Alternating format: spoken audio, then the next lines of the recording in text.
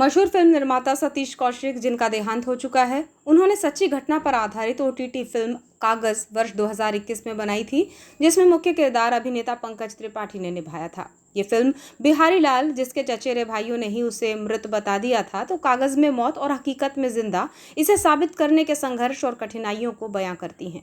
ठीक उसी तरह कहानी है लांजी तहसील के तहत उमरी गांव के अनाराम की, जो सरकारी दफ्तरों में चक्कर काट रहा है सिर्फ इस वजह से कि उसे जिन अफसरों से कागज में मौत दे दी है उसे फिर से जिंदा दर्शा दें।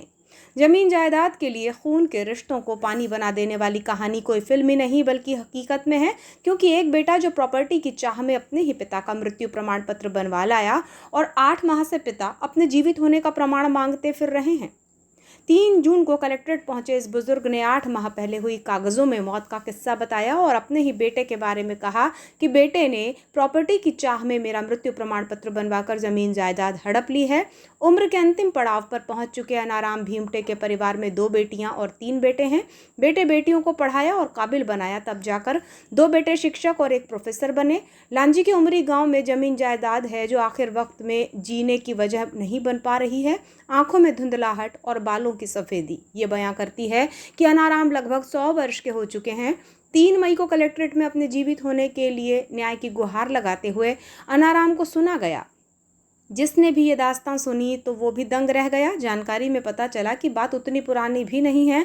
उम्र के इस पड़ाव के आते आते सब कुछ ठीक ठाक ही चल रहा था। भरा पूरा परिवार है और अनाराम अपनी बेटी के पास रहते हैं। परिवार में एक बेटी बिंद्रमाला जो विकलांग है और चंद्रकला बेवा है और बड़ा पुत्र प्रभुदास सेवानिवृत्त शिक्षक है, जबकि दूसरा पुत्र प्रदीप प्रोफेसर है और तीसरा बेटा राजेश कुमार शिक्षक है। बुजुर्ग अनाराम अपने एक रिश्तेदार के साथ 3 जून को कलेक्ट्रेट आए थे। सामान्य तौर पर लोग जन सुनवाई में अपनी समस्या लेकर आते हैं, लेकिन यहाँ लोग तब अचंभित हो गए जब अनाराम यहाँ लोगों से कहने लगा कि आप ही बताएं कि मैं जिंदा हूँ या मुर्दा। अनाराम ने अपनी फरियाद अधिकारियों तक तो पहुंचा दी है कि वो जिंदा है, लेकिन संघर्ष इतना आसान भी नहीं रहा है। पहले तहसील स्तर के अधिकारियों को बताया कि मृत्यु प्रमाण पत्र बन गया है, जबकि मैं जीवित हूं, तो फिर अधिकारियों ने कुछ कार्यवाही नहीं की तो उसे मजबूरन कलेक्ट्रेट में आकर जन सुनवाई में अपने आप को जीवित बताने पहुंचना पड़ा। कलेक्ट्रेट में अनाराम का पत्र तो पहुंच गया, लेकिन लाठी के सहारे जब वो बाहर निकले और अपनी बातें खुलकर सबके सामने रख दी, तब लोग अचंभित रह गए। अनाराम अपनी व्यथा को लेकर बताते हैं कि पत्नी की मृत्यु हो चुकी है। उन्होंने अपनी जायदाद को बेटे बेटियों में बांट दिया था। 1.25 एकड़ भूमि और मकान था। चाहते थे कि जो भी बेटी को मिले। 8 माह पहले की बात है जब पत्नी की मृत्यु हुई तो बेटा प्रभुदास कहने लगा कि नामांतरण के लिए कागजात चाहिए, लेकिन अनाराम को क्या पता था कि जो कागज वो भरोसा करके अपने बेटे को सौंप रहा है, वही कागज अपने आप को जिंदा साबित करने के लिए इतना कठिन संघर्ष करवाएंगे।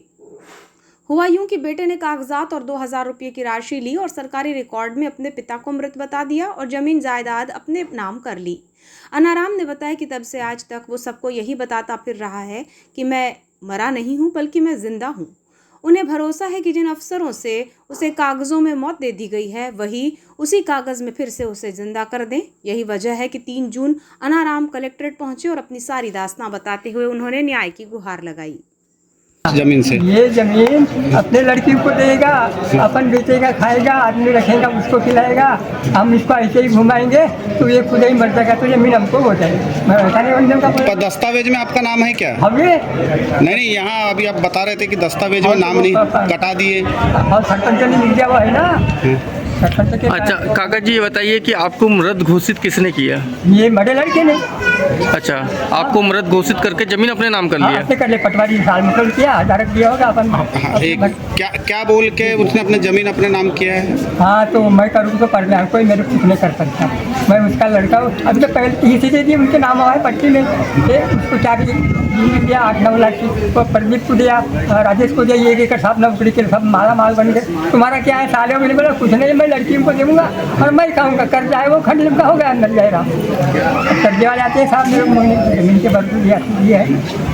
अच्छा, बच्चों को आपने जमीन दिए थे कि नहीं दिए थे? बंटवारा दे दिया जमीनों का, सबको दे दिए थे? हाँ, तीनों को। प्रोफेसर उसको नहीं दिया तो उसको बीमार था, कम से कम 50-60 लाख रुपये लगा। तो नौकरी बिना दोनों तेरे को नहीं देता। मैं लेगा तो धन्यवाद, और लेगा तो दे दूँगा, मेरे पास है 1000, 5000, 10,000 लेगा तो दे दूँगा। तो महज जमीन के लिए उसने अपने बूढ़े बाप को मार दिया? हाँ, बूढ़े बाप को मार दिया, ये बात है।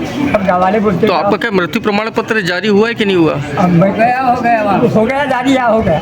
अच्छा, जारी हो गया मृत्यु मृत्यु। प्रमाण पत्र लगा दी उनने। हाँ मैं गाँव गया उमरी में सरपंच को बुला देख मैं जिंदा हूँ इसलिए घोषित किया तो नहीं किया सरपंच ने। हाँ वो सरपंच का देखा यहाँ दे दिया मैं। क्या नाम है आपका? मेरा अनाराम हिंदू एमपी।